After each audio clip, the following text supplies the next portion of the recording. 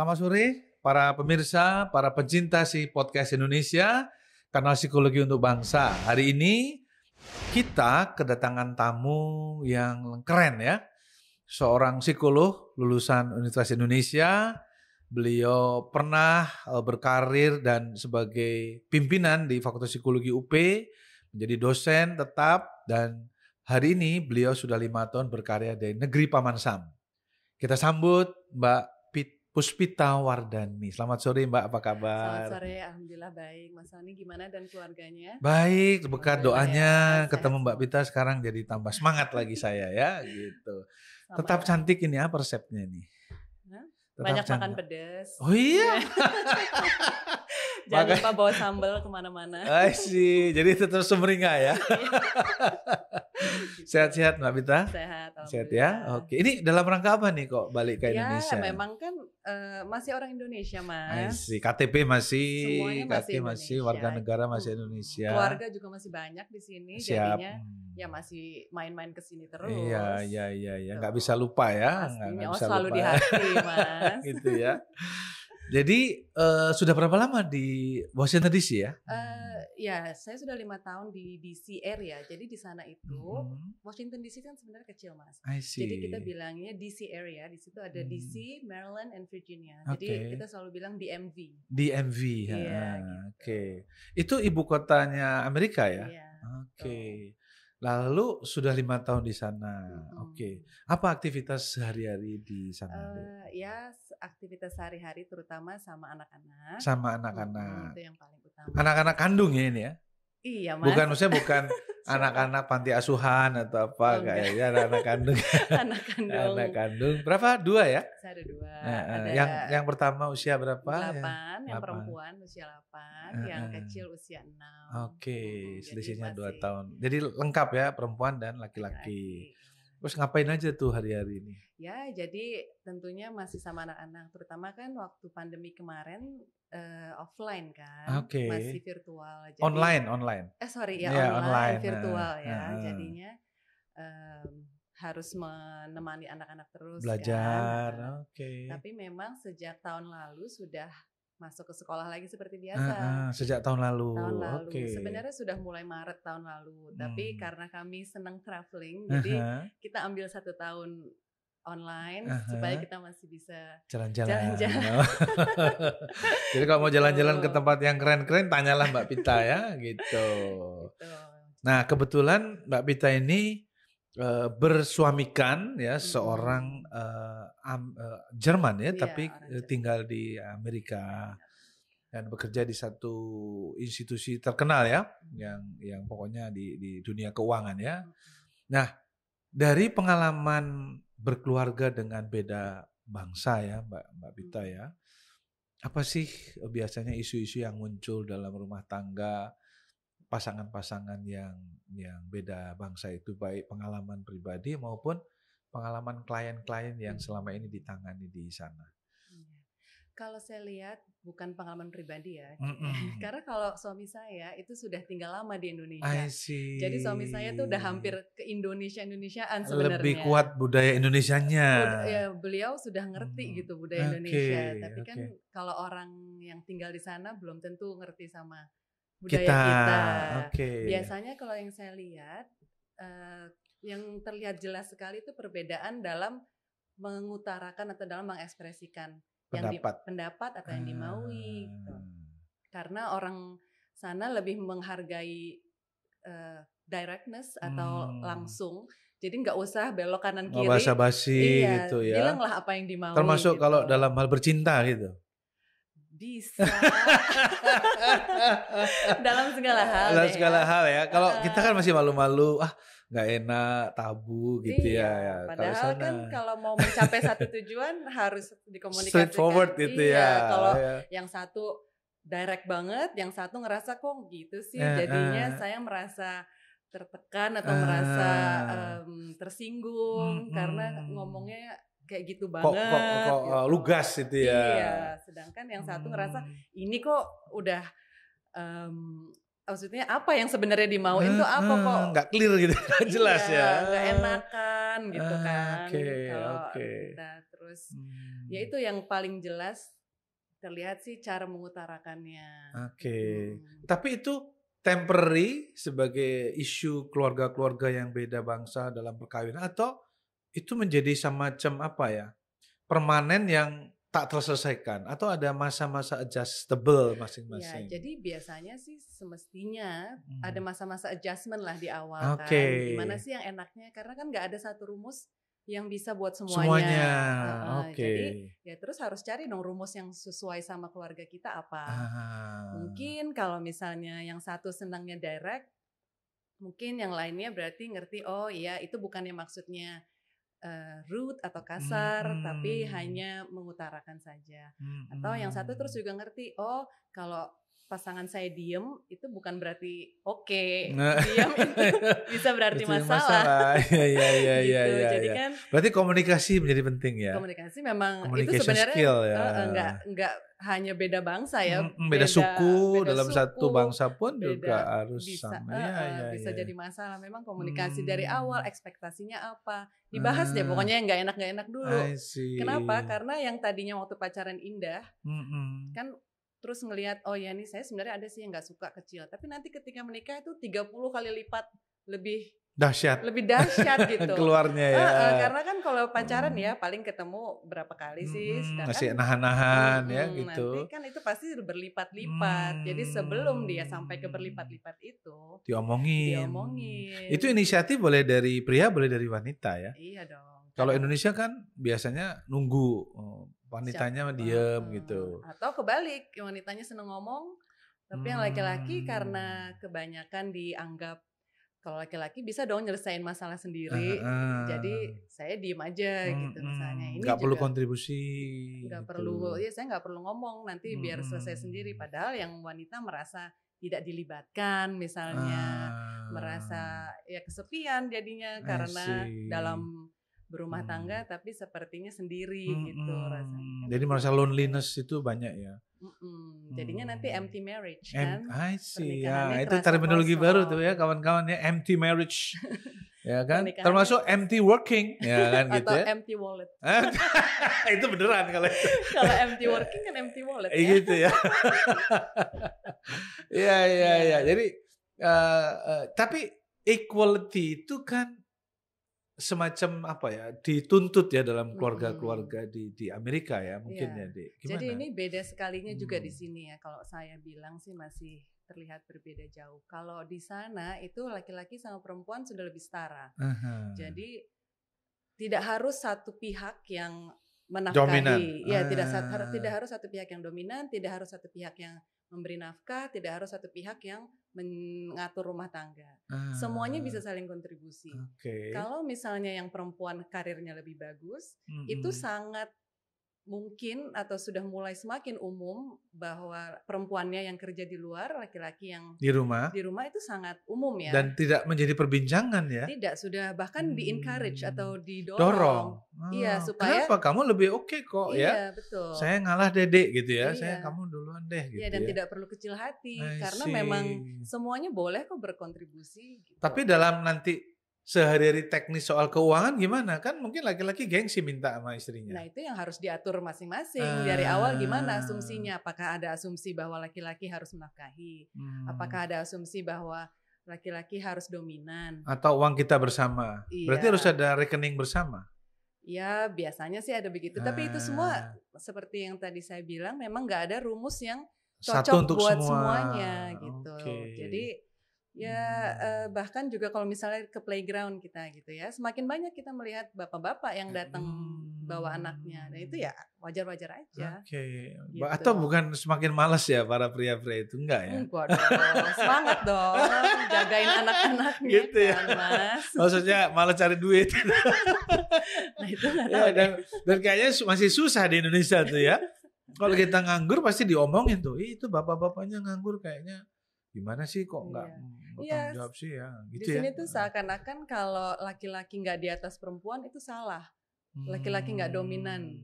Padahal belum tentu keluarganya bisa langgeng kalau misalnya laki-lakinya yang dominan satu aja atau yang mencari nafkah. Mungkin aja memang rezekinya datangnya dari yang istri. Itu kan juga bukan tanpa kontribusi pasangan.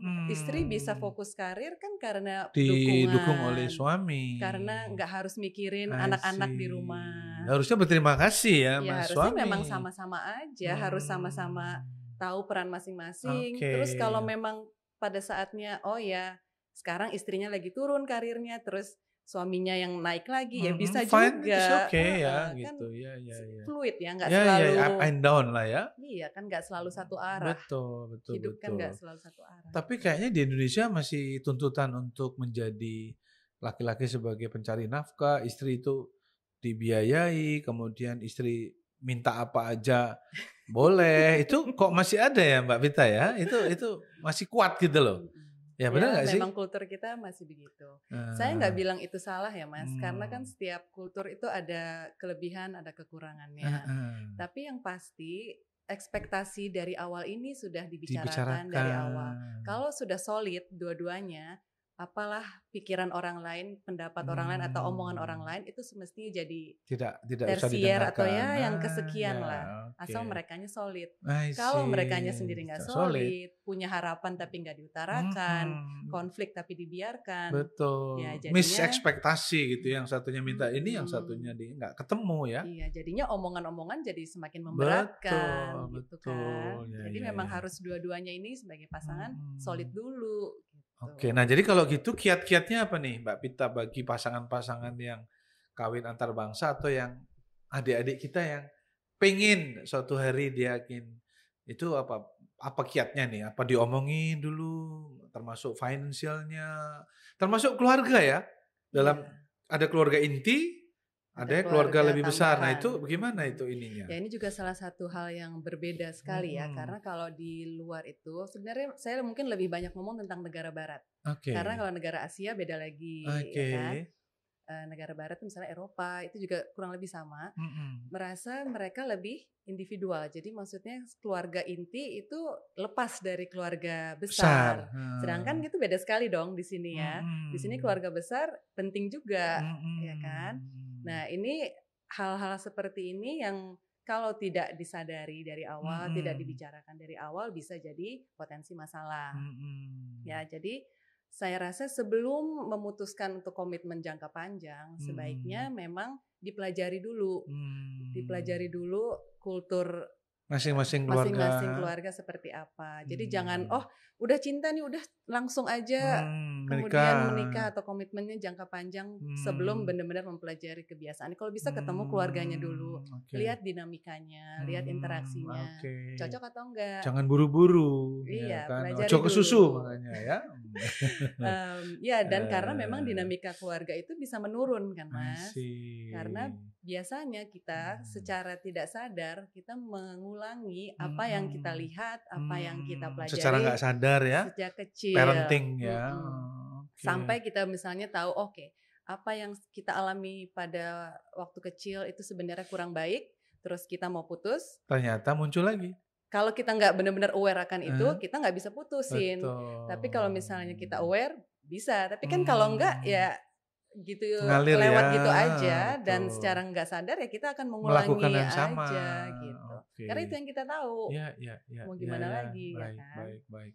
Nah, dalam kerangka itu maka apa dari perspektif psikologi yang perlu diketahui? Misalnya, apakah ada pendalaman terhadap ilmu cross culture psychology atau personality yang beda bangsa atau pola hidup antar bangsa, itu ilmu apa nih Mbak Pita yang perlu dibekalkan kepada adik-adik kita atau bagi pasangan-pasangan yang menikah beda bangsa?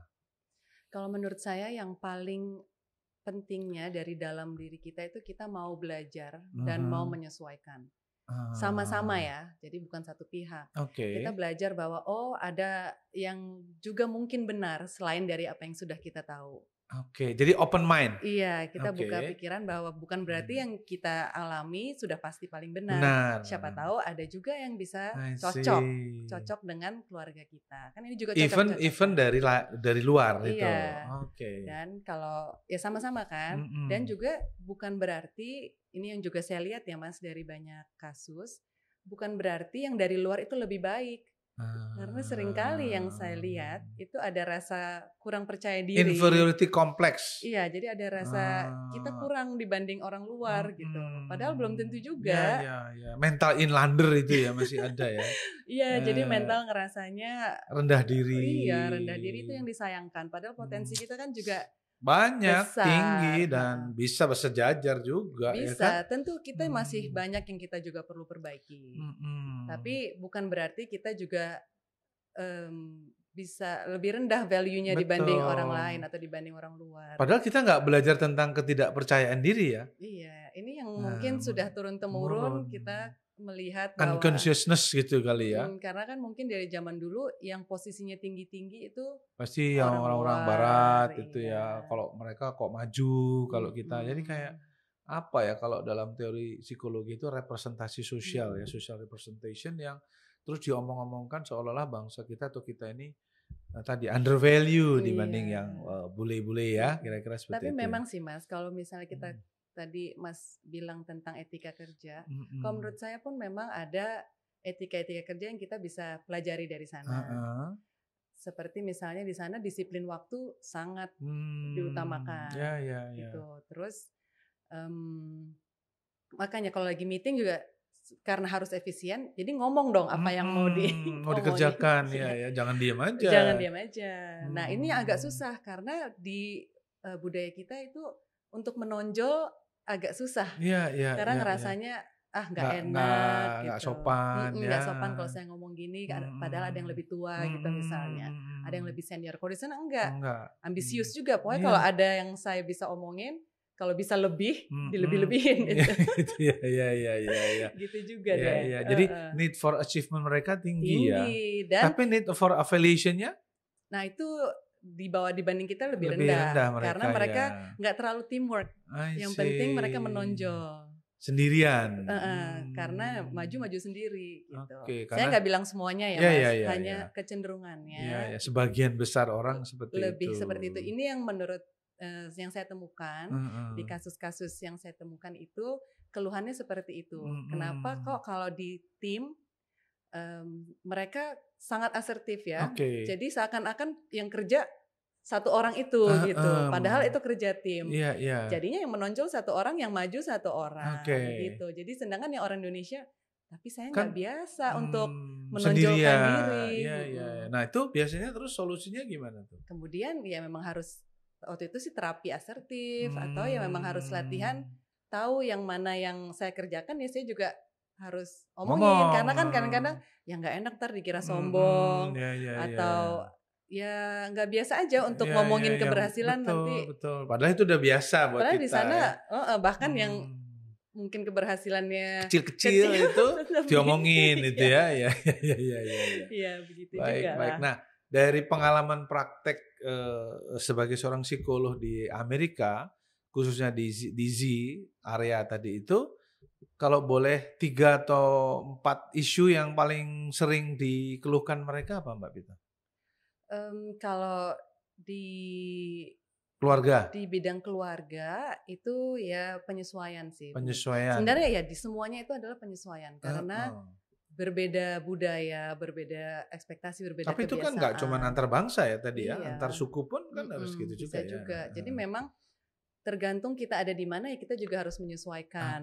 Kalau misalnya memang di situ lebih diutamakan untuk speak up dong, untuk ternyata kita harus menunjukkan keberhasilan kita harus menunjukkan achievement kita ya berarti kita juga harus mau. Jangan terus kemudian jadi nggak mau dan menarik diri ya nanti nggak maju. Iya. Jadi training tentang assertiveness, communication tuh dibutuhkan itu penting ya. Karena dan itu juga jangan minder duluan karena kita ngerasanya kita bukan dari negara yang berbahasa Inggris kan. Seakan-akan berarti yang bahasa Inggrisnya lebih fasih ini lebih pintar. Padahal belum tentu juga. Jadi kita cari trik. Misalnya kalau saya ngomong di rapat itu saya agak susah karena mungkin bahasa Inggris saya juga masih kurang atau apa aja. Mungkin waktu itu dalam tulisan saya harus achieve lebih. Saya harus kuat. Berarti saya mungkin harus cari referensi atau misalnya saya hubungi dosennya lebih sering. Pokoknya harus cari jalan. Jadi bukan kemudian ngerasa berbeda jadinya saya diam saja ya. Atau menarik diri ya, malah nggak maju nanti ya. Iya. Terus sesuaikan juga. Jadi masalah adaptasi. Masalah adaptasi yang paling kalau mau saya financial planning itu muncul nggak? Nggak ya. Financial planning bisa juga sih ya, karena di sana memang sekarang lagi mahal sekali ya Mas ya, jauh lebih mahal. Dan kalau di sini kalau saya rasa kalau misalnya nggak punya duit masih bisa lah ya, ada makanan, ada ibu, ada mertua, ada kakak, masih ada keluarga besar gitu ya. Kalau di sana benar-benar lebih mandiri ya, independen ya. Walaupun ya masih bisa juga kan. Tadi kita nggak bisa generalisir semua ya.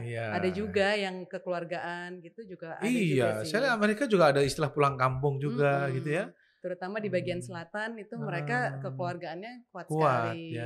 Jadi tentu nanti karakter di kota besar dan di kota-kota kecil itu kan juga berbeda. Jadi hampir-hampir mirip lah dengan kita ya. Nah, mungkin yang menarik satu nih mengenai konteks keluarga, Mbak. Mengenai love. Love. Konon orang mengatakan love itu universal. Ya toh? Universal tuh ya dikasih kode itu ya ngerti lah gitu. Nah, dalam pengalaman baik sebagai psikolog maupun dalam keluarga itu benar nggak itu? Apa juga harus diekspresikan atau udah lu ngerti lah maksudnya gitu. Itu yang romantic love ya maksudnya. Itu gimana Mbak? Ya jadi yang pertama adalah jangan menganggap kita bisa membaca pikiran orang lain. Bang dukun ya. Makanya jangan merasa jadi cenayang dan juga jangan berharap pasangannya jadi cenayang. Kan ngomong gitu. Dong. Iya bicarakan. Kalau misalnya nggak bisa ngomong langsung, ya mungkin tadi ya bisa lewat tulisan. Kode-kode juga susah Mas. Susah ya. Ada kode-kode nanti kalau kodenya nyampe kemana.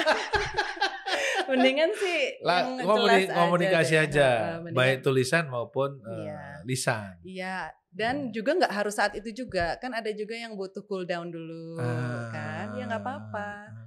Butuh waktu dulu untuk mencerna bisa juga. Tapi juga kemudian yang sering jadi masalah adalah ketika tidak dibuka lagi karena udah merasa nyaman. Udah nih udah cool down nih udahlah nggak usah dibahas lagi. Nah ya, kemudian jadinya keenakan.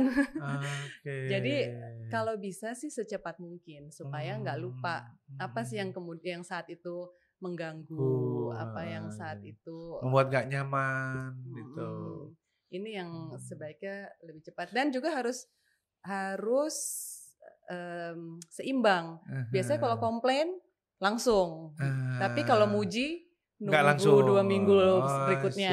Kalau ingat. Iya. Itu yang nggak boleh. Iya, jadi kalau ngelihat ada yang bagus langsung dong dipuji, langsung dong dihargai. Masakanmu enak sekali ya, Dek ya. Tuh keren banget gitu. Iya.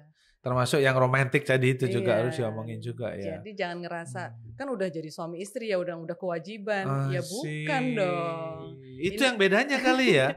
Itu yang bedanya ya. Makanya banyak kasus-kasus rumah tangga kan persoalan itu ya, yang maksudnya sering muncul dan karena nggak diomongin ini ya, jadinya terus akhirnya terjadi perselingkuhan, terjadi lain-lain dan sebagainya ya. Gitu jadi karena merasa ya sudah kewajiban istri lah melakukan ABC atau sudah kewajiban suami lah tanpa apresiasi ya semuanya pasti akan turun. Jadi ya kualitasnya turun, kualitas semuanya.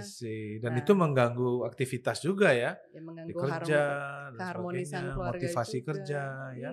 Ya pokoknya memang memutuskan pasangan itu sangat mempengaruhi aspek hidup yang lain. Tuh dengerin tuh mahasiswa. Jadi jangan cepet-cepet ya, jangan cepet-cepet terus langsung buru-buru pilih pasangan ini pasangan.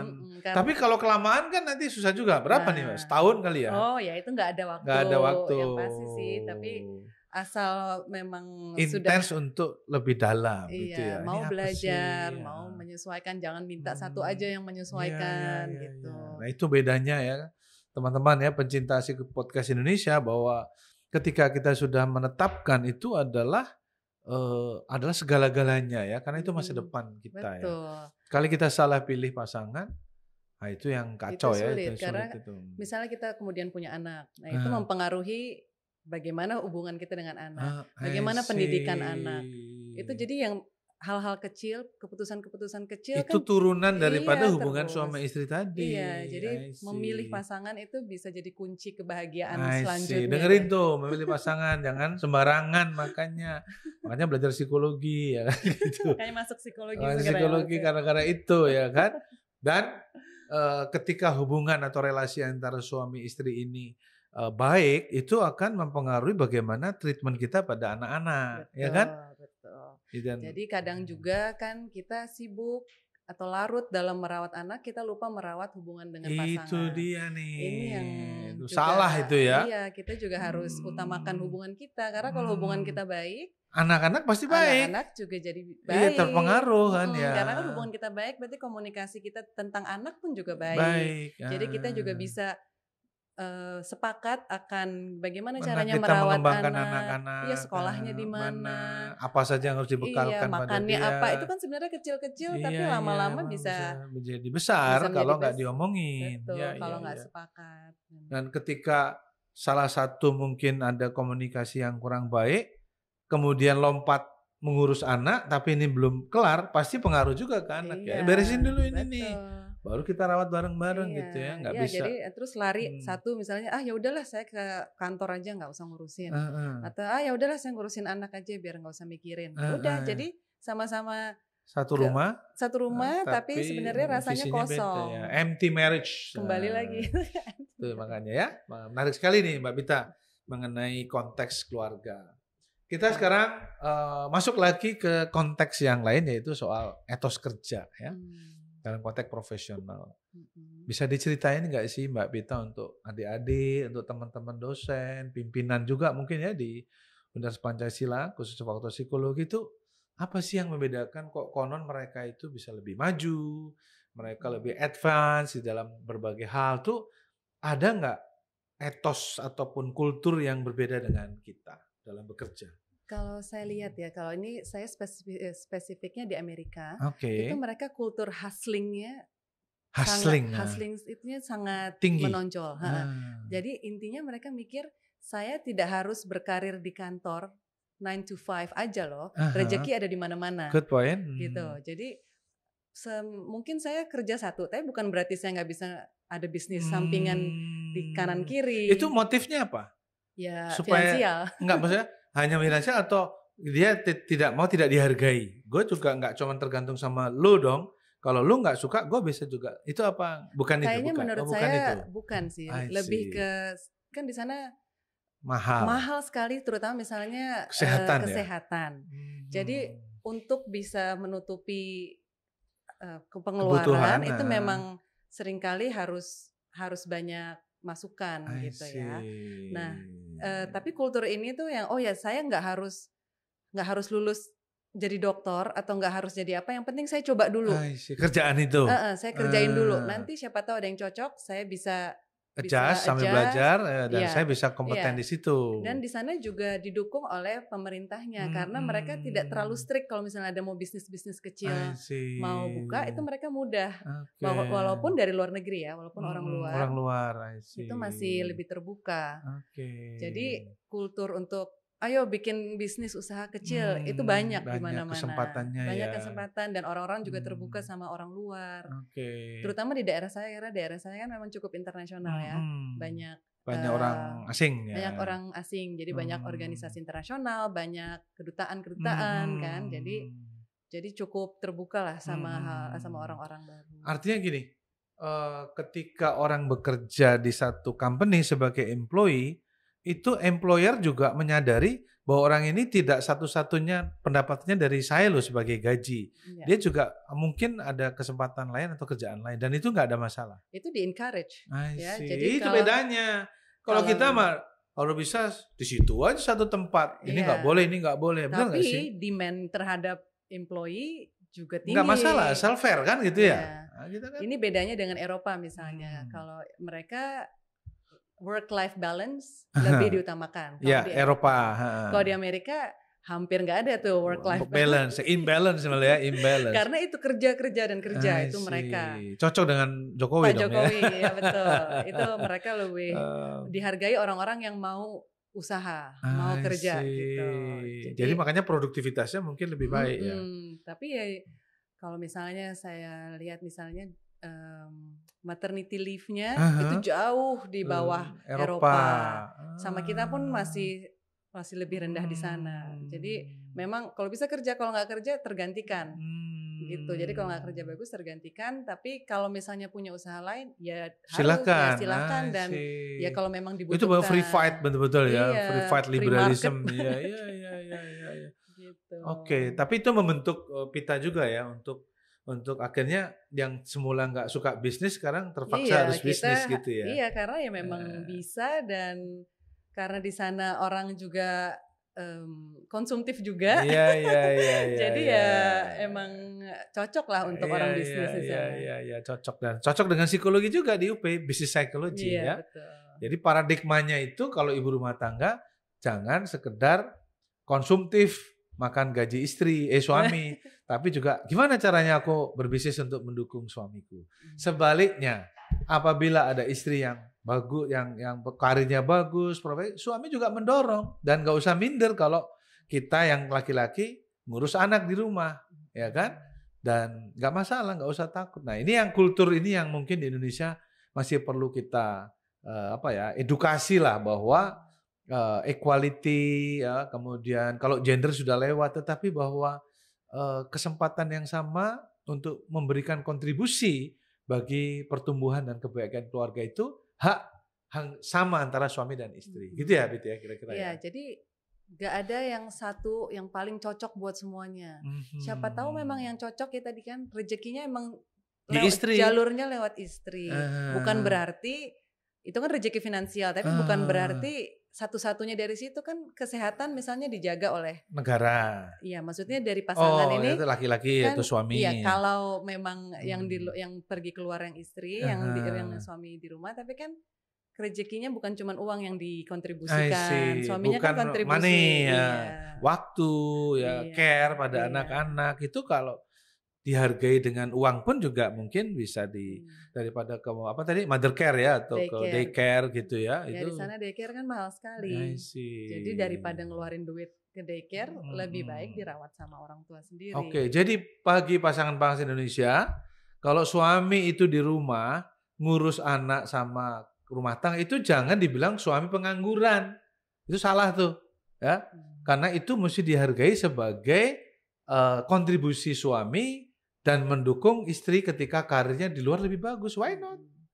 Nah, itulah budaya-budaya di kita seringkali suaminya nggak ada kerjaan, akhirnya dihina-hina. Padahal dia itu ngerawat anak-anak yang dari mulai bangun pagi sampai malam ngajarin gitu ya Mbak Bita ya. Tapi kalau beneran ngerawat ya. Bukan ngerawat yang lain gitu maksudnya.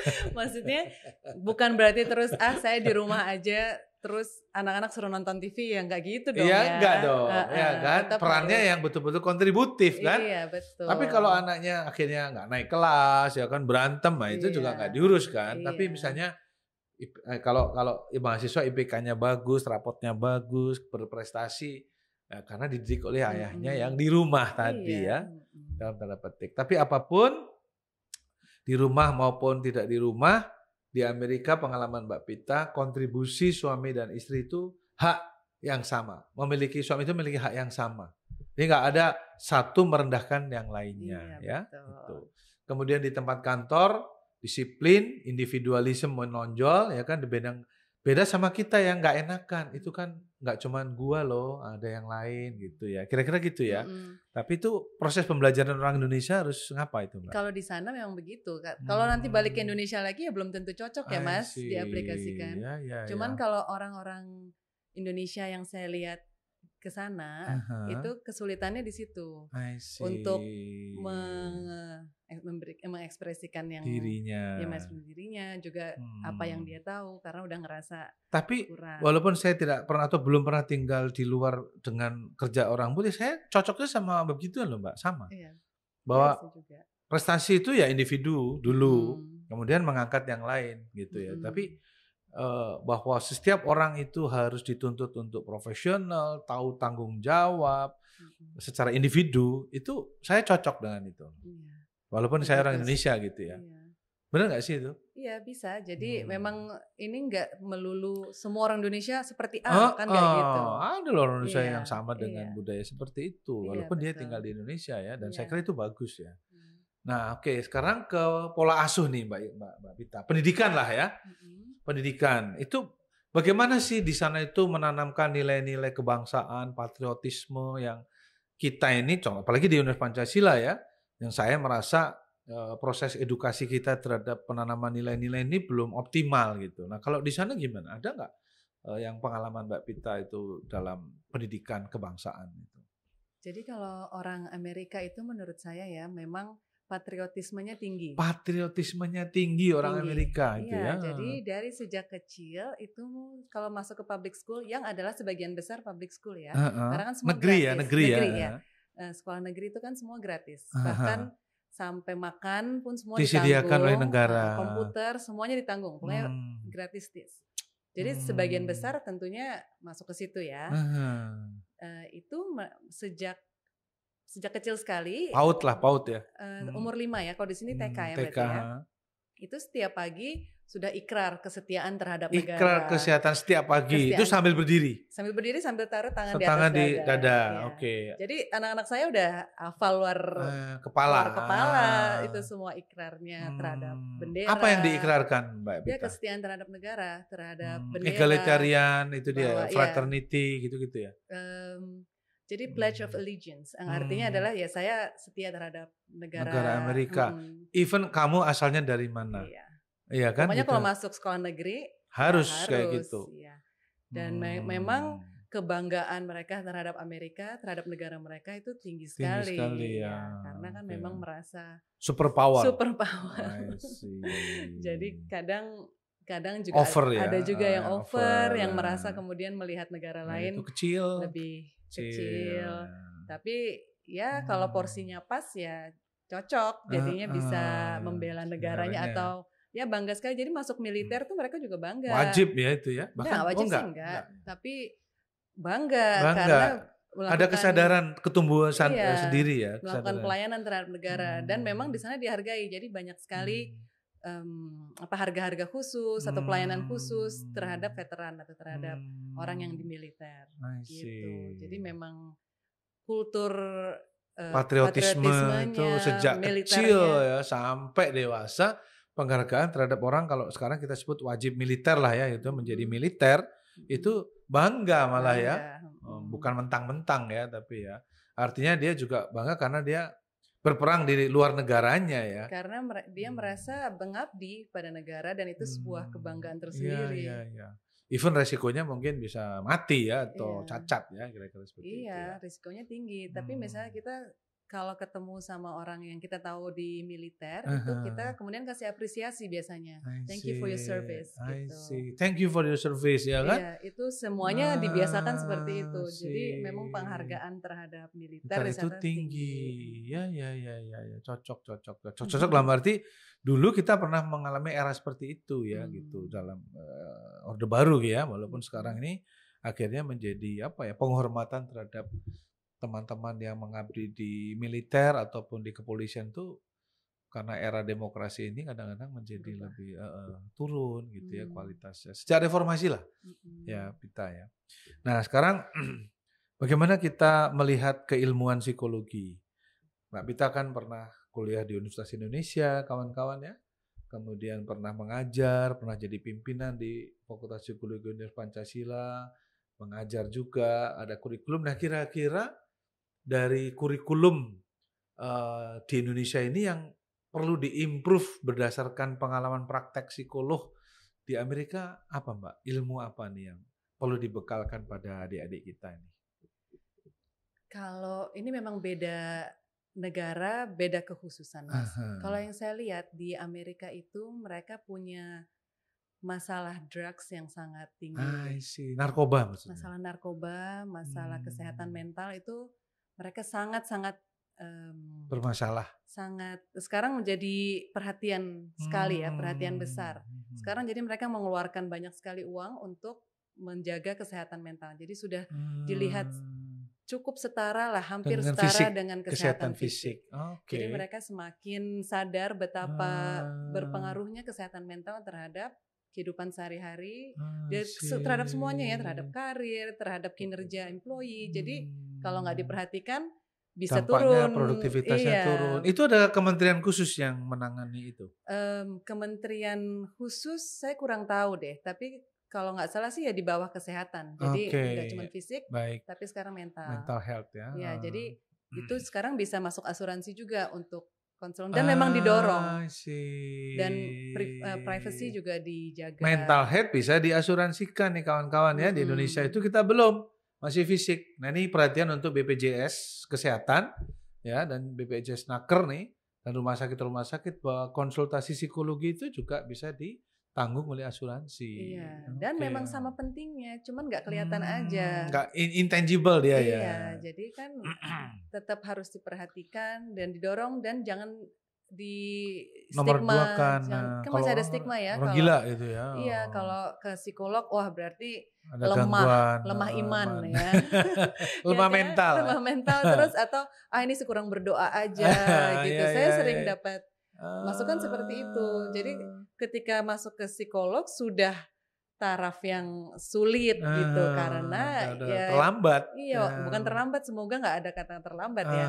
Tapi yang saat awal-awal, di saat semestinya sudah atau lebih mudah ditangani, malah disuruhnya berdoa lebih sering atau bahkan di purify atau dimurnikan gitu. Jadi ya nggak ada dampaknya juga ya itu. Ya kan yang itu cuman di luarnya aja, nanti dalamnya belum tersentuh ya. Gitu. Jadi itu di sana perhatiannya sudah lebih. Jadi mental health sama drug ya itu. Berarti ilmu dua yang melatar belakang ini, intervensi ini harus kuat dong ya. Di sana lagi kuat sekali ya. Karena memang kalau di sini akses ke drugs mungkin lebih terbatas, di sana semakin terbuka. Karena memang di sana banyak homeless problem juga ya Mas. Gelandangan ya. Gelandangan itu tapi bukan karena tidak mampu secara finansial, tapi lebih karena narkoba yang kemudian mempengaruhi mental health, sehingga nggak bisa kerja karena adiksi kan, ketergantungan. Kalau ada obat ya, kalau ada uang langsung beli, dan memang sudah terpengaruh ya otaknya. Jadi masalah besar sekali juga sekarang terjadi di Amerika seperti tapi itu. Drugs itu legal nggak sih di sana? Kalau marijuana di banyak state itu dilegalkan. Tapi memang ganja itu marijuana. Itu di banyak state legal, tapi memang ada kadarnya ya, berapa gram, dan nggak boleh jualan. Terus kalau punya kartu untuk medis ya, maksudnya memang ini untuk perawatan medis, ada toko-tokonya gitu. Di mana-mana sih saya lihat banyak. Jadi itu berbeda di sini ya. Kalau di sini kan memang nggak boleh.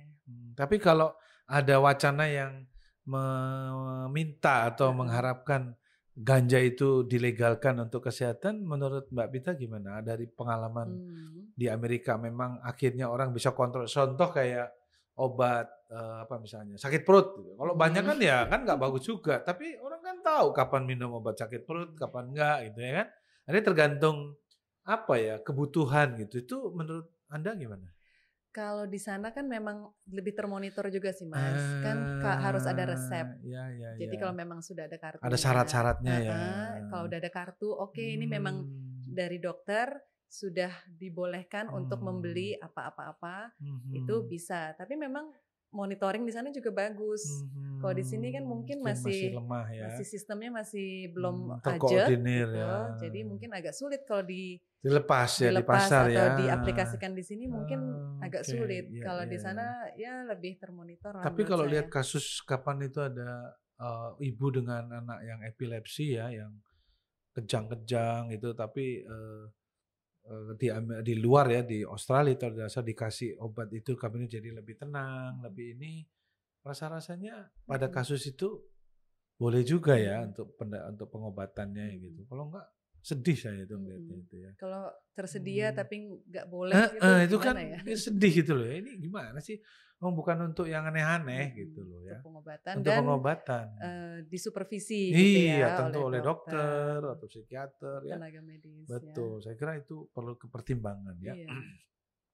Nah, bagaimana dengan kasus-kasus penembakan nih Mbak Pita ya? Saya lihat tuh di TV ya, di CNN atau di TV-TV di luar itu case-case tentang penembakan terjadi di sekolah oleh anak muda setelah nonton film, setelah nonton apa gitu ya.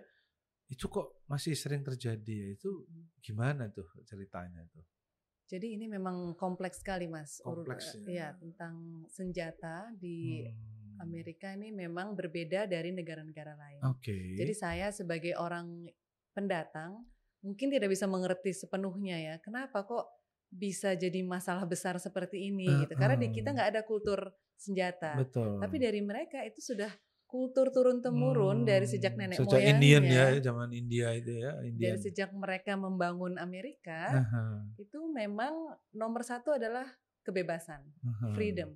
Nah, salah satu ya untuk memproteksi kebebasan ini adalah berarti saya harus bisa menjaga diri saya yang berarti saya harus punya power. Power itu bisa diraih dengan senjata gitu. Karena kalau senjata hanya ada di pemerintah, berarti pemerintah kapan saja bisa mengatur saya dengan semena-mena. Sehingga saya tidak bebas lagi. Sehingga saya tidak punya power, ya kan? Yang berarti kalau saya tidak punya power, saya tidak punya kebebasan. Gitu. Jadi itu sudah konsep yang sangat mengakar ya sejak sebelum Amerika ada mungkin ya. Iya, gitu pokoknya ya. dari sejak awal founding fathers-nya itu bilang semua harus punya kebebasan untuk mengatur dirinya sendiri. Kalau misalnya nggak bisa, itu mereka merasa jati dirinya hilang. Iya, jadinya distorted, terganggu. Jadinya sulit sekali karena di setiap state itu pasti banyak yang punya senjata di rumah. Dan itu legal ya?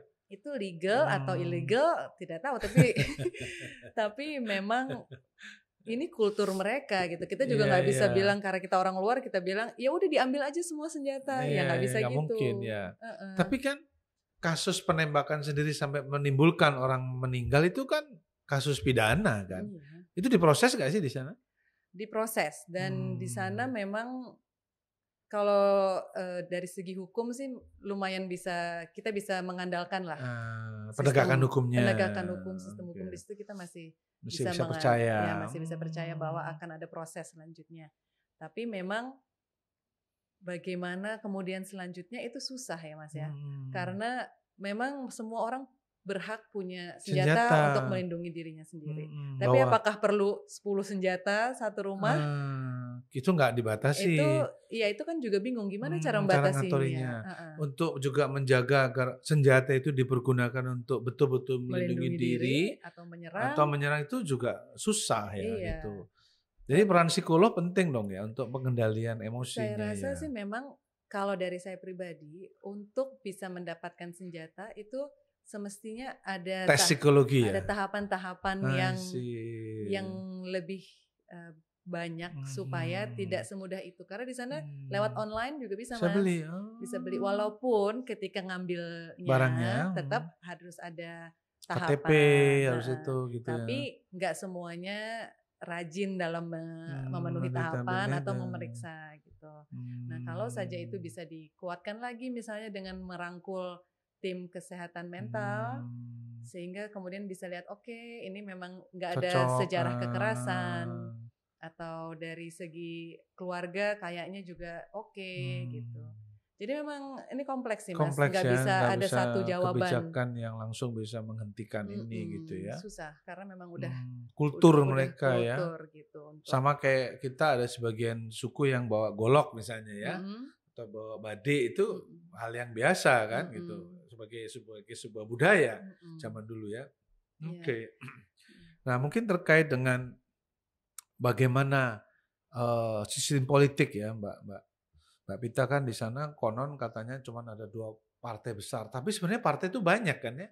Tapi yang menonjol ya itulah Republikan sama Demokrat dan Demokrat. Nah itu kalau lihat sistem politik di sana itu apakah mereka betul-betul beda mazhab, beda platform, ya kan, sehingga ketemu nggak susah, atau sebenarnya mereka pada hal tertentu beda, tapi kalau untuk urusan patriotisme mereka bisa sama. Iya, kalau urusan patriotisme rasanya rasa bangga terhadap Amerika mereka sama, nggak pandang partai mana. Tapi memang dari segala hal itu saya rasa ya, perbedaan antara atau semuanya itu dikait-kaitkan dengan partai. Gitu ya? Iya, jadi beda dengan di sini saya rasa nggak terlalu seperti itu ya, nggak terlalu kontra seperti itu. Jadi setiap isu itu pasti, oh kalau Republikan pasti isunya ini, pasti mereka pro ini, kontra ini. Sedangkan kalau Demokrat pasti ini. Padahal belum tentu dalam semua isu yang Republikan pasti setuju sama apa gitu. Tapi memang perbedaan antara satu partai dengan lainnya ini terlihat sekali. Dan memang juga di media juga didorong seperti itu gitu. Jadi seakan-akan memang nggak akur banget.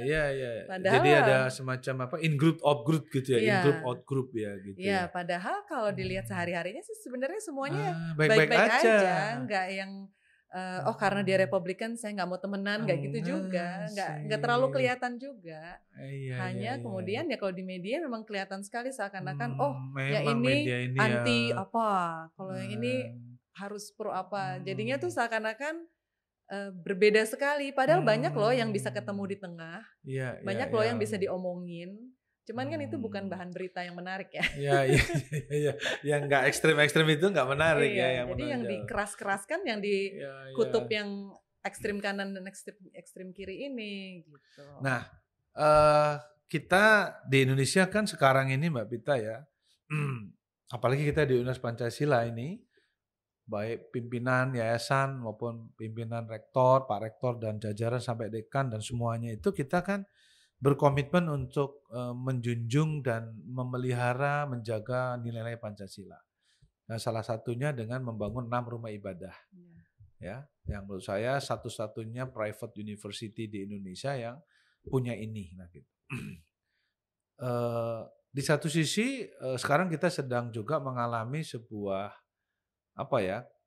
situasi politik yang tahun 2017 sampai 2014 mungkin ya, 17, 19 itu terkenal dengan politisasi identitas. Sehingga peneguhan terhadap politik kebangsaan itu hari ini mulai dikumandangkan ya gitu. Nah, saya pernah mendengar cerita salah satu calon presiden ya, waktu itu saya lupa siapa di Amerika itu, kenapa tidak menggunakan politisasi identitas, tadi apakah Republikan ataukah Demokrat ataukah Katolik atau Protestan ataukah kulit putih atau kulit hitam, karena pemimpin di sana menyadari kalau itu dipakai maka Amerika akan terluka dan akan pecah itu sepanjang nggak tahu kapan, sehingga kesadaran pemimpin di sana untuk tidak memanfaatkan politisasi identitas itu sangat dijaga karena dia menjaga keutuhan Amerika. Apakah itu benar sehingga di sana itu betul-betul tidak ada politisasi identitas apakah suku, etnis, agama, walaupun konon katanya ada Protestan, ada Katolik dan lain-lain ya, mungkin Muslim juga banyak di sana. Ini menurut Mbak Pita apakah benar itu mereka menjaga betul itu politisasi dan tidak laku lah gitu, gimana? Kalau dari hal itu memang terlihat berbeda ya. Kalau di sana kan memang negara sekuler sekali, jadi tidak boleh ada unsur agama dijadikan urusan negara. Gitu. Jadi bahkan di sekolah negeri pun juga tidak ada unsur agama. Tidak ada doa gitu? Nggak ada, doa masing-masing aja. Jadi Tuhan ya universal. Gitu. Jadi kalau mereka sampai sebut-sebut tentang agama, wah itu bisa runyam. Bisa runyam, bisa nggak mungkin nggak dapat voting ya, nggak dapat suara nanti. Jadi memang itu sudah ditinggalkan. Mereka semua sudah tahu tidak, agama itu urusan pribadi. Private ya, bisnis lah ya. Iya, itu bukan urusan negara. Jadi nggak bisa digunakan untuk memecah belah gitu. Sulit. Nggak mempan lah ya. Mempan, karena memang semua pemahamannya sudah sampai situ menurut saya sih. Tapi apakah kemudian ada sentimen terhadap orang luar, itu ada juga sih. Iya kan, terutama pada saat Trump ya, Donald Trump itu sempat ada semacam gerakan chauvinis lah ya terhadap kulit putih, itu benar juga dan akhirnya nggak laku juga. Maksudnya ini ya, white supremacy. White supremacy. Di sana itu. memang ada masihkah atau isu seperti itu ya. Saya nggak bisa bilang dengan jelas ya karena saya juga bukan orang dari sana. Saya takutnya nanti saya kan tidak tahu banyak. Tapi kalau yang menjadi isu besar di sana memang ketidaksetaraan ras. Jadi yang merasa kalau kulit putih tidak mendapatkan kesulitan seperti halnya kulit hitam dan lain-lainnya. Tapi ini juga kompleks, Mas. Karena kemudian kalau begitu berarti kulit hitam dan atau kaum minoritas harus didahulukan dibanding kulit putih, walaupun secara merit atau secara kemampuan mungkin tidak setara. Jadi kan semuanya jadi udah bukan secara merit lagi dong, tapi secara ras. Jadi ini rasis juga dong. Ya kan? Betul. Jadi ini memang hal yang harusnya kan meritokrasi. Ternyata tapi karena kemampuannya nggak ada ya dikasih privilege lah ya, ada afirmasi. Tapi itu jadi memihak juga gitu ya. Itu juga nggak oke dong. Itu jadinya ya terus rasis juga dong. Gitu soalnya juga misalnya di Ivy League, jadi di universitas-universitas ternama di Amerika yang masuk ke dalam Ivy League, itu di beberapa sebagian besar orang Asia yang masuk. I see. India terutama ya. Mungkin Cina itu ya, Asia Timur, Korea itu banyak di sana. Jadi mereka merasa loh, kok ini pendatang malah porsinya menguasai banyak. Karena memang etos kerjanya kan memang beda. Mereka memang sebagai imigran pasti usahanya double-double.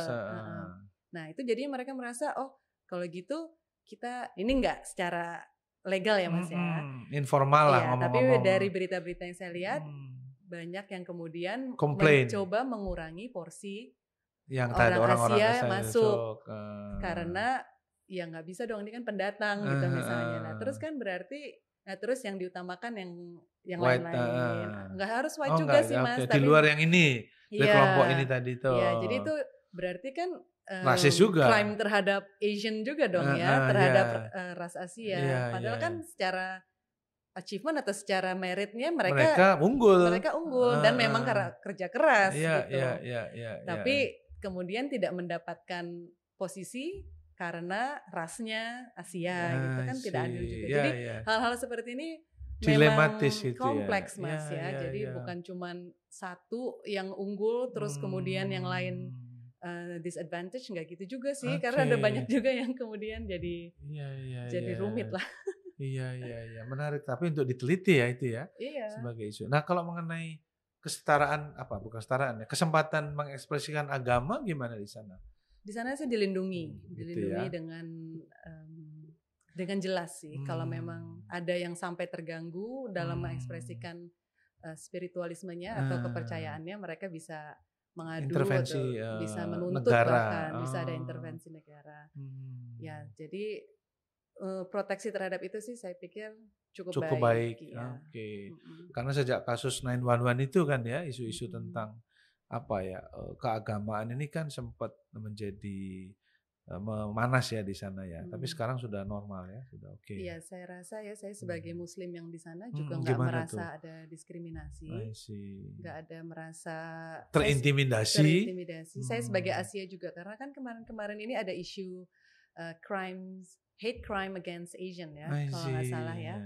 Itu ada banyak orang Asia yang merasa ditarget untuk kekerasan ya, jadi target kekerasan dari orang lokal. Amerika asli Nah itu saya juga rasanya sih kalau di lingkungan saya aman-aman aja. Walaupun memang karena saya ada masuk dalam kelompok Iluni UI, chapter USA, di sana, itu ya juga ada berita-berita dari state lain juga ada juga sih orang Indonesia yang terkena imbasnya ya.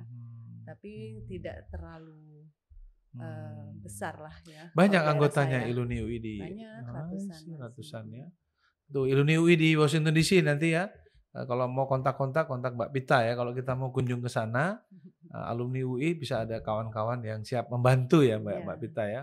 Mau traveling, mau kemana gitu ya. Oke. Diajak pasti. Diantarin lah ya. Nah, kalau di pendidikan gimana? Di universitinya sendiri hal-hal yang sifatnya primordialisme itu juga dilarang atau tidak boleh diperbincangkan, misalnya agama, soal suku gitu ya. Itu kamu apakah mereka nggak boleh nanya? Kan biasanya agama, umur, usia itu nggak ditanyakan karena menghindari. Itu benar nggak sih?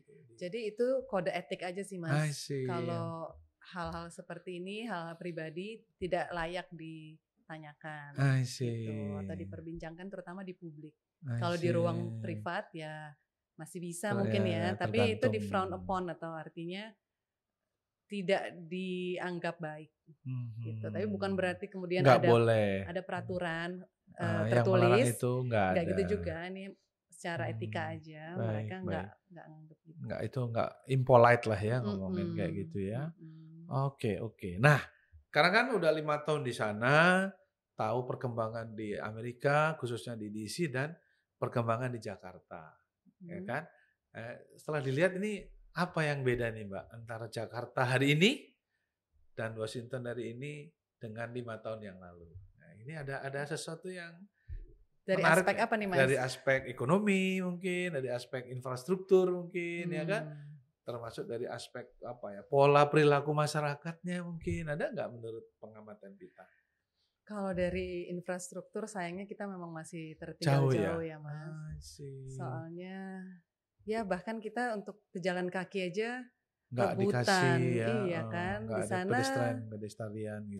Ya, di sana pejalan kaki mendapatkan hak yang dan pokoknya apapun yang salah bukan pejalan kaki. Pasti yang pembawa mobil atau motor. Motor di sana kan juga hanya ada motor besar. Jadi sangat sedikit dibanding di sini. Gitu. Jadi sayangnya kalau dari segi infrastruktur kok kita masih jauh nih perjalanan. Walaupun bukan berarti kita kemudian menyerah tetap aja harus diusahakan. Tapi ya jalannya masih panjang. Karena itu deh pejalan kaki aja kok nggak dapat hak apa-apa gitu. Saya kalau jalan kaki di sini kayaknya takut keseringan. Selampat bajai, sempat macam-macam lah ya. Metro mini, bahkan motor pun masuk ke trotoar gitu ya. Iya, jadi jauh ya kita ya. Masih jauh sayangnya. Infrastruktur. Terus juga kedisiplinan dalam berkendara itu juga lawan arus. Di sana nggak ada ya. Di sana itu juga karena kan memang ada kamera di mana-mana, ada radar trap di mana-mana. Nah itu kalau kita kena langsung kena foto, dendanya tinggi sekali. Jadi nggak ada yang mau. Jadi semua kalau bisa ya tertib gitu. Yang saya lihat di sini saya deg-degan terus. Iya ya, di Jakarta ya. Apalagi depan kampus kita ini ya, masih ada tuh yang namanya lawan arus itu kan. Iya, jadi di sini tuh masih kayak siapa cepat dia dapat. Iya, dengan segala cara ya kan, padahal itu melanggar hukum kan. Ada rambunya bilang apa gitu. Tapi memang kalau nggak gitu nggak dapat.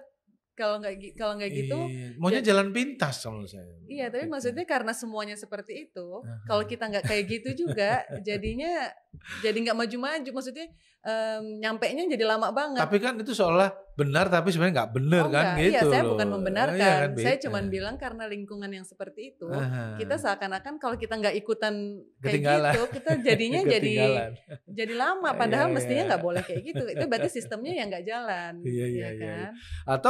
Atau pengawasnya ya kan, sistem ada tapi nggak diawasin, sistem pengawasan dilanggar juga gitu ya. Iya betul ya. Kalau nggak ada pengawasan, nggak ada hukuman. Iya. Tapi dengan situasi terkini tentang konon katanya inflasi sampai 9% ya di sana ya. Jadi di sana memang inflasi lagi tinggi sekali. Itu kenapa penyebabnya? Terus kemudian The Fed naikkan tingkat suku bunga deposito, benar nggak itu di sana? Ya, jadi kan ketika COVID kemarin ini semua mendapatkan bantuan, nggak pandang bulu. Jadi siapapun yang terdata di Kementerian Dalam Negeri itu semua langsung dikasih transfer. Wow, keren ya. Gitu. Itu tidak pernah terjadi di Indonesia itu. Dan itu nggak cuma sekali Mas, beberapa kali. Iya. Ternyata mereka lebih Pancasilais ya dari mungkin. Ya, memang menjamin kesejahteraan masyarakat itu mereka upayanya tinggi. Keadilan sosialnya tinggi ya. Iya, tapi ya kemudian memang itu hasilnya dari mana kah? Datang dari mana kah uang-uang itu? Ya kan mereka harus cetak uang juga kan Mas. Kalau cetak uangnya banyak, inflasi lah terjadi. Ya. Dan kemudian mungkin ada faktor-faktor lain juga mungkin berpengaruh. Tapi ya kalau logikanya kalau mencetak uang banyak, berarti kan semakin banyak uang yang beredar, Nah, berarti kan nilainya jadi lebih rendah ya, jadinya semakin inflasi, mahal semuanya. Barang-barang itu. Iya, jadi itu make sense ya berarti ya. Iya, menurut saya sih ada faktor itu. Dan itu bisa berimbas ke Indonesia dong, Bit? Iya, kalau kalau di sana, kalau kita banyak impor dari sana ya. Iya. Tapi kalau saya lihat di sini kayak nggak ada resesi sih, Mas. Kok orang-orang biasa aja atau nggak sadar? Kayaknya seperti biasa. Iya, konsumsinya tetap jalan. Ya alhamdulillah saya lihat. Ya kan di Plaza Senayan toko-toko itu tas-tas branded tetap laku. Saya nggak pernah ngecek sih, tapi kayaknya sih daya beli masyarakat masih tinggi aja ada. Ya. Itu duit dari mana itu ya? Itu saya kurang tahu, tapi rasanya nggak kerasa gitu di sini. Maksudnya masih ada pesta besar-besaran, kayaknya sama-sama aja gitu. Iya. Mudah-mudahan semuanya baik-baik ya. Mudah-mudahan berarti semuanya baik-baik aja. Iya. Nah, terkait dengan perang nih antara Soviet dengan Ukraine, kan Amerika juga ikut terlibat. Kemudian perang dagang antara Amerika dan China. Itu kerasa nggak sih di dalam kehidupan masyarakat sehari-hari yang Pita rasakan di sana? Kalau dari segi kekhawatiran masyarakat nggak ada ya? Karena kan dianggap jauh ya perangnya. Tapi kalau dari segi finansial ya itu ya, karena kan mereka kemudian mengambil uang untuk membeli alat-alat perang, untuk mendukung Ukraine kan. Jadi itu juga menjadi topik juga, karena kenapa bukannya mendukung negara yang sedang inflasi ini, tapi malah memberikan donasi pada yang negara sangat lain, besar. Negara lain. Itu juga jadi topik di sana. Terus tapi mereka juga sangat terbuka sama imigran Ukraine. Jadi banyak tuh imigran refugees dari Ukraine yang ada di hijrah ke Amerika. Iya, banyak yang hijrah dan diterima dengan baik, dipelihara oleh negara juga. Oke, jadi ada kemanusiaannya, tapi juga ada ikut mendorong perang gitu. Iya, jadi ya dilema ya, kompleks juga ya. Tapi masyarakat nggak ngerasa ada ini sesuatu yang kalau dari segi keamanan saya rasa enggak. Jauh ya. Jauh, karena mungkin kalau saya kan juga bolak-balik ke Jerman juga, mungkin di sana agak lebih kerasa ya. Di Jerman. Karena kan lebih dekat. Jadinya mereka lebih khawatir. Topik itu lebih dibincangkan besar dan juga lebih kerasa dari segi finansialnya juga mereka terpengaruh. Gitu. Dibanding di Amerika. Menarik ya sekarang ya. Kita pengetahuannya udah makin luas dan makin keren ya menurut saya gitu. Nah, terakhir nih sebelum nanti cerita sedikit tentang anak-anak dan mungkin suami ya mungkin. Menurut Pita dari aspek pendidikan ya, terutama perguruan tinggi, khususnya Universitas Pancasila, karena Pita pernah di sini itu yang perlu diimprove apa sih Pit yang menurut Anda itu akan bisa dilakukan, kalau dilakukan itu akan bisa membuat kita lebih maju, bisa international standard tuh menurut Pita apa nih?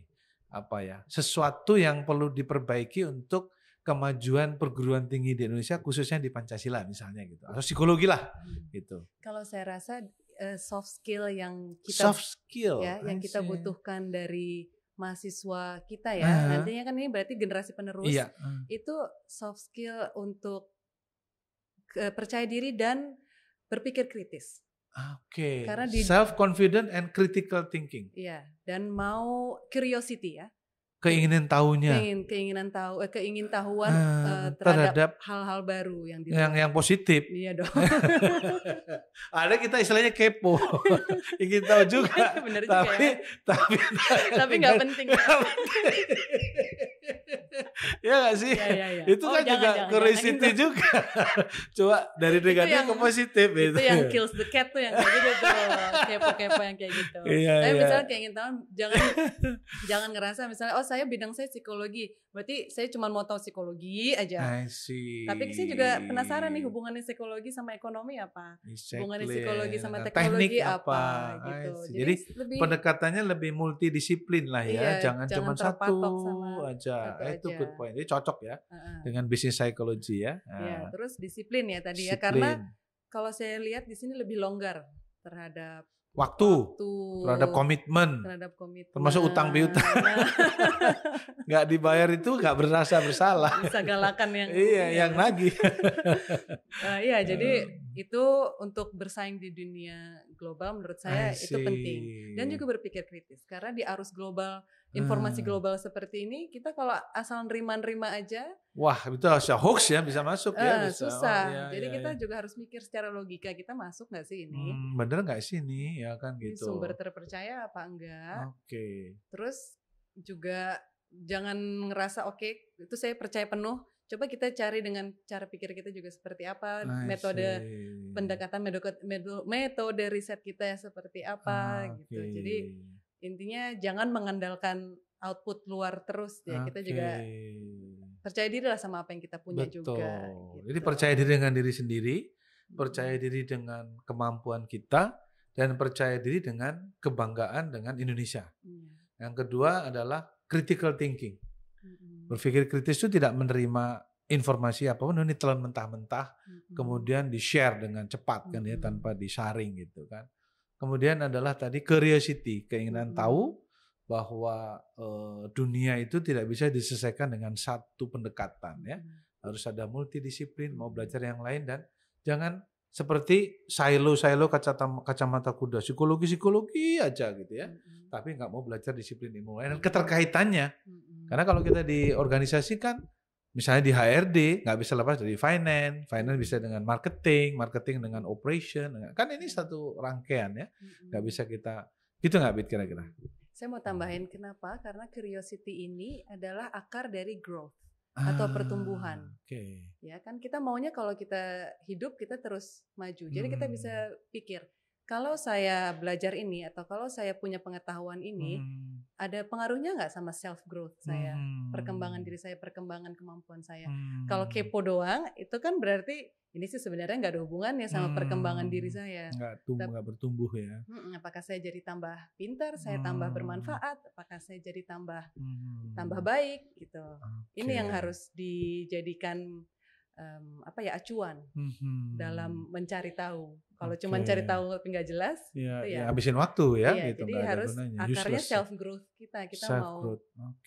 Self growth diawali dengan mind growth ya. Tadi fix bukan fix tapi growth mindset ya, mindset ya. Nah mungkin terakhir Mbak Pita ini karena kita udah 1 jam ya. Aduh mohon maaf ini. What does it mean? Atau the meaning of family according to your opinion or your experience. Apa sih makna keluarga buat Pita dan apa sih makna pekerjaan buat Pita nih? Kalau menurut saya keluarga itu adalah yang utama atau prioritas. Keluarga yang utama prioritas, dengerin tuh, ya kan? Terus prioritas. Kemudian kenapa? Karena ya seperti yang kita semua juga tahu, tapi kadang-kadang pada saat menjalani sehari-harinya lupa, yang utama atau yang akan tinggal bersama kita itu kan sebenarnya keluarga. Kalau misalnya kita fokus ke karir atau ke hobi atau ke yang lain-lain lah, itu biasanya tidak long lasting kan. Yang akan menjaga kita ketika kita tua atau yang akan menemani kita itu kan sebenarnya keluarga. Ya, jadi keluarga itu suami, istri, anak. Itu yang inti, itu ya. Jadi menurut Pita keluarga is everything for you. Bukan everything dalam arti kemudian tidak ada lagi yang berarti. Tapi semuanya fokus nanti apapun ke sana gitu. Jadi ultimate goalnya. Jadi keluarga adalah hal yang utama, tapi juga kita semua butuh ruang untuk mengapresiasi, menumbuhkan atau memanifestasikan potensi kita, mengaktualisasikan diri kita. Jadi kita juga butuh berkarya. Kita juga punya banyak kebutuhan lainnya yang bisa kita lakukan di luar keluarga. Jadi bukan berarti terus keluarga aja, identitas kita hanya keluarga. Jangan. Kenapa? Karena juga ini saya terjadi di klien-klien saya, jadi sumber depresi juga. Karena hanya itu aja. Jadi bukan utama tapi terutama everything gitu. Ketika ini ada masalah, jadinya semua jadi terganggu. Tidak ada output, tidak ada outlet lain. Tidak ada ruang-ruang lain yang untuk mengekspresikan tadi itu. Tapi ujungnya adalah sebenarnya basisnya adalah keluarga. Iya, basisnya adalah keluarga. Karena kalau keluarga sudah baik, itu aspek-aspek lain juga itu pasti mudah-mudahan sudah positif ya. Kalau buat pekerjaan, menurut Pita apa sih makna kerja, makna pekerjaan tuh apa buat Pita? Jadi kita semua punya kebutuhan untuk mengaktualisasikan diri. Itu bisa di mana aja. Bisa di rumah sebagai ibu rumah tangga, bisa di kantor, bisa side business, work from home, atau di mana aja deh. Ya. Jadi jangan dikotak-kotakan juga bahwa yang satu lebih baik dari yang lainnya, enggak juga gitu. Karena sekarang untuk berkontribusi itu banyak banget jalurnya. Channelnya ya. Jadi jangan sampai kita juga mau diadu satu sama lain bahwa yang ini lebih bagus, ini apa nih? Kamu yang ini lebih berkontribusi, menilai. Yang ini lebih di value. Saya kan kadang-kadang masyarakat lebih memvalue yang pekerjaan seperti apa. Tapi di Indonesia kan masih begitu, Pit. Kalau pegawai negeri misalnya atau eksekutif lebih di-appreciate daripada mungkin freelancer ya kan. Padahal penghasilan siapa begedean tahu. Freelancer. Dan gitu. Ini lagi nggak ada kewajiban apa-apa kan gitu. Ya tapi poinnya kan status itu masih penting ya gitu. Status dalam arti di masyarakat itu. Saya rasa sih asal kita merasa bahwa kita berkontribusi positif ya, kontribusi ke keluarga, kalau bisa paling kecil masyarakat ya, ke keluarga, atau kalau bisa lebih besar lagi ke lingkungan sekitar, atau lebih besar lagi ke masyarakat, itu sudah punya nilai, sudah punya kepuasan tersendiri gitu yang membuat kita merasa eksis ya, merasa eksis, merasa keberhargaan diri kita muncul gitu. Ini memang kita butuhkan. Sip, mantap. Ini keren banget ya Mbak Pita ya. Jadi makna keluarga, makna pekerjaan itu tidak bisa dipisah ya, itu saling ini ya. Pekerjaan tadi bisa apa aja itu ya Mas ya. Pokoknya kontribusi terhadap komunitas. Bisa dalam bentuk kerjaan, bisa dalam bentuk volunteer. Orang lain lah ya pokoknya ya, yang memberikan makna kan begitu. Atau volunteer tadi kan walaupun nggak menghasilkan uang, tapi kan menghasilkan benefit buat orang lain. Iya, itu juga ada kepuasannya juga kan. Iya. Mudah-mudahan pola pikir itu ada di kita semua, makin hari makin keren ya teman-teman ya. Jangan mengukur sesuanya hanya dari ini sarangi ini kan kadang-kadang sarangi fulus ya kan gitu. Ini apa sarangi? Nah, closing statement Mbak Pita untuk mahasiswa, dosen dan manajemen lah di psikologi UP ataupun di UP, apa kira-kira nih pesan dan kiat apalah gitu ya kepada teman-temannya Pita di sini, apa nih closing statementnya? Jadi jangan berhenti mengembangkan diri. Jangan berhenti mengembangkan dirimu. Terus mengembangkan diri. Dan juga jangan merasa rendah diri dalam berhadapan dengan orang lain. Iya, jadi harus percaya diri. Jadi terus berkembang dan percaya diri. Bahwa kita punya potensi dan kita bisa lebih hebat dari orang lain juga. Terus belajar. Belajar. Terima kasih banyak Pita sudah mau join dengan podcast Psikologi Indonesia, Psikologi Universitas Pancasila. Udah 1 jam lebih nih kawan-kawan ya. Kita merasa bersyukur, merasa bahagia, saya merasa senang dan terima kasih sekali lagi. Sama-sama, terima kasih sudah diundang. Salam untuk suami, terima kasih Mbak Pita. Salam untuk anak-anak ya.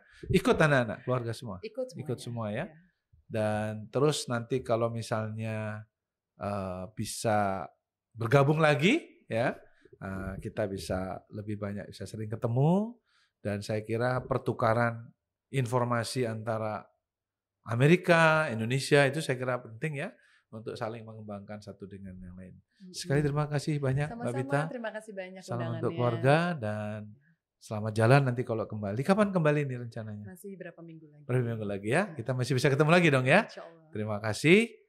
Terima kasih kawan-kawan. Demikian bincang-bincang saya dengan Pita Wardhani, Puspita Wardhani, Master of Psikologi, psikolog, alumni UI, pernah menjabat dosen di Fakultas Psikologi UP, yang berbagi pengalaman tentang kehidupan keluarga yang beda bangsa, ya, kemudian pendidikan di Amerika, sekolah, dan bisnis, bagaimana sudah cukup, tapi rasanya belum cukup. Nanti kita ketemu lagi, dan teruslah berkembang, teruslah berkarya, percaya diri, dan jangan hanya satu, tetapi ingin tahulah untuk hal yang lebih positif untuk kemajuan diri dan masyarakat. Terima kasih, sampai ketemu. Terima kasih Pita. Bye-bye.